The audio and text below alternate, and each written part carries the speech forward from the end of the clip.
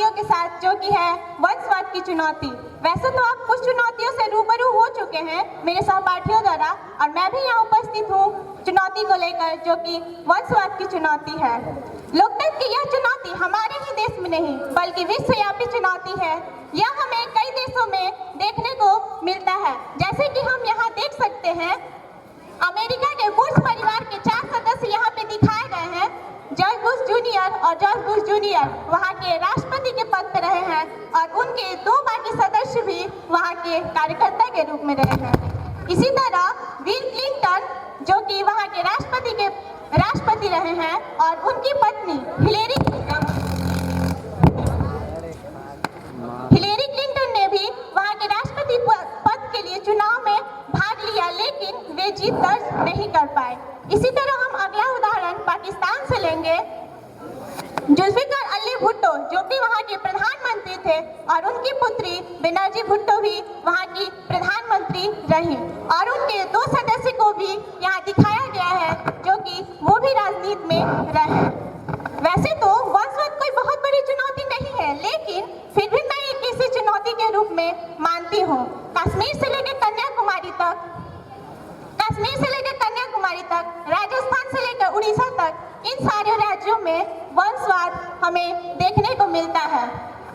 जम्मू कश्मीर की 2 बड़ी पार्टियां पीडीपी और नेशनल कॉन्फ्रेंस यहाँ की वंशवाद के चंगुल में है, तथा पंजाब के अकाली दल हो या महाराष्ट्र की शिवसेना, इनमें भी सर्वत्र वंशवाद का ही बोलबाला है। तो यही हम देखते हैं कि तमिलनाडु के डीएमके पर करुणानिधि के परिवार का वर्चस्व है, और उड़ीसा में बीजू दल के बीजू पटनायक परिवार का पूरी तरह से दबदबा बना हुआ है। और हम बिहार में तो जानते ही हैं आरजेडी, जो कि लालू का थी है, वे अपने परिवार के साथ इस राज्य में पूरी तरह से दबदबा बनाए हुए हैं। अगले स्लाइड में हम देखेंगे कि यहाँ पे कांग्रेस का दिखाया गया है कि किस तरह इंदिरा गांधी, सोनिया गांधी, राहुल गांधी, ये सारे वंशवाद में हमें दिखाई देते हैं। और अगले स्लाइड में हम देखेंगे कि अगला स्लाइड ये बीजेपी का है, जो कि अपने आप को कहता है कि हमें वंशवाद हम में नहीं है, और ये दूसरी पार्टियों को दोष देता है कि इसमें वंशवाद है और हम इस वंशवाद से मुक्त है। लेकिन हमें यहाँ यह देखने को नहीं मिलता है। हम यहाँ देख सकते हैं कि किस तरह एक ही परिवार के कई सदस्य यहाँ पे वंशवाद में हैं, और इस तरह हम कह सकते हैं कि आज बीजेपी जो है कि वो नहीं कह सकता कि हम में वंशवाद नहीं है। आगे हम देखेंगे कि मुलायम सिंह उत्तर प्रदेश के राजनीति में रहे हैं, और वे अपने परिवार के साथ उस राजनीति में पूरी तरह से वर्चस्व में रहे हैं। लेकिन राजनेता जो ऐसा तर्क देते हैं कि अगर डॉक्टर का बेटा डॉक्टर हो सकता है, इंजीनियर का बेटा इंजीनियर हो सकता है, तो राजनेता का बेटा राजनेता क्यों नहीं हो सकता? उनका तर्क तब सही होगा जब वे अपने मूलभूत से जुड़े हो तथा लोकतंत्र के बारे में जानकारी रखते हो, और उसके बारे में खामियां और लाभ सब चीज जानते हो। तब वे ये कह सकते हैं कि वे वंशवाद नहीं है।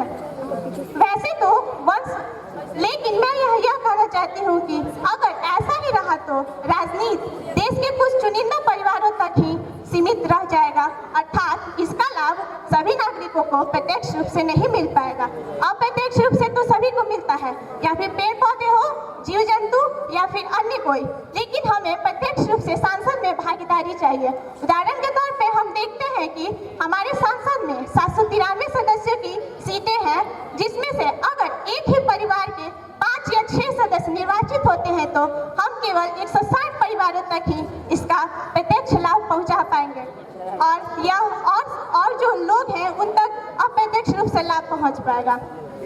अगर वंशवाद को हम समाप्त कर देते हैं या खत्म कर देते हैं तो हम पाते हैं कि 793 सदस्यों में से 793 सदस्य निर्वाचित होते हैं, और उनमें से 793 सदस्यों की भागीदारी होती है। इस तरह हम वंशवाद को खत्म कर सकते हैं। यहाँ पे आपको कार्टून इरफान खान, जो कि एक कार्टूनिस्ट है, उन्होंने बताया है कि किस तरह रिश्तेदार जो राजनेता है अपने केवल रिश्तेदारों को ही टिकट देते हैं और अन्य सदस्य को नहीं देते हैं। इस तरह तो हमें यह देखने को मिलता है कि राजनीति में किस तरह वंशवाद ही पूरी तरह से फैला हुआ है।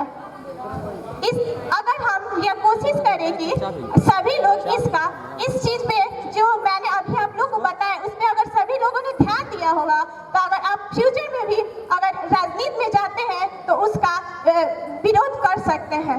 धन्यवाद। बहुत बहुत धन्यवाद।